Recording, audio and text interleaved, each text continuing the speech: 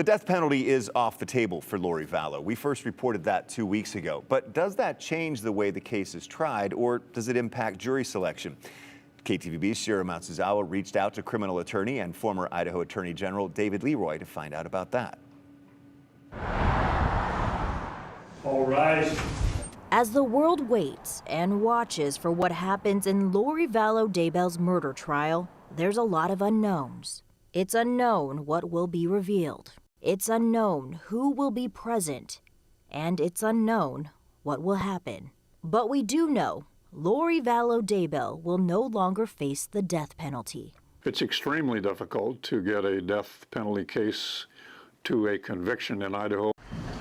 Last month, Vallow's attorneys requested the death penalty be dismissed because of Vallow's mental health, media coverage, late discovery disclosure by the state, and the inability of the state to effectively administer the death penalty should the jury decide to impose it. Judge Stephen Boyce said by dismissing the death penalty, he is ensuring Lori's rights are protected so a reasonable defense can be prepared. The death penalty is off the table in this case and cannot be brought back.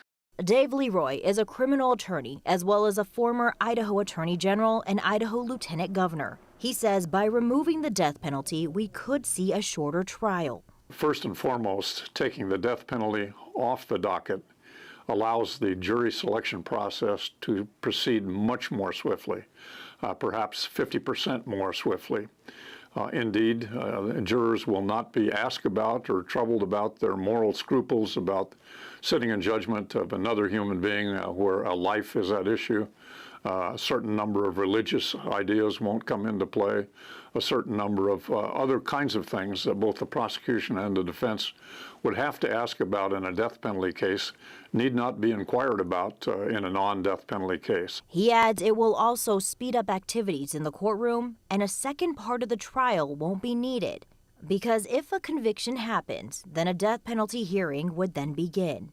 It's also easier on the jurors. Without having to consider sitting in judgment on another human being with a life in the balance, the jurors can be a bit more relaxed and take a bit more of a reflective position on pieces of evidence, not having an underlying worry about the death penalty coming into play at some later point in trial. And this trial is already making history. This case is utterly unique in Idaho judicial history in that the original jury pool, the number of citizens contacted about being possible jurors, was 1,800.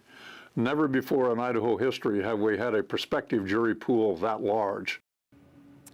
History making. Our coverage of the Lori-Vallow trial will continue at the bottom of the hour and on our other newscasts. And for the latest information, you can scan the QR code on your screen or check out KTVB.com, the KTVB app, or KTVB Plus.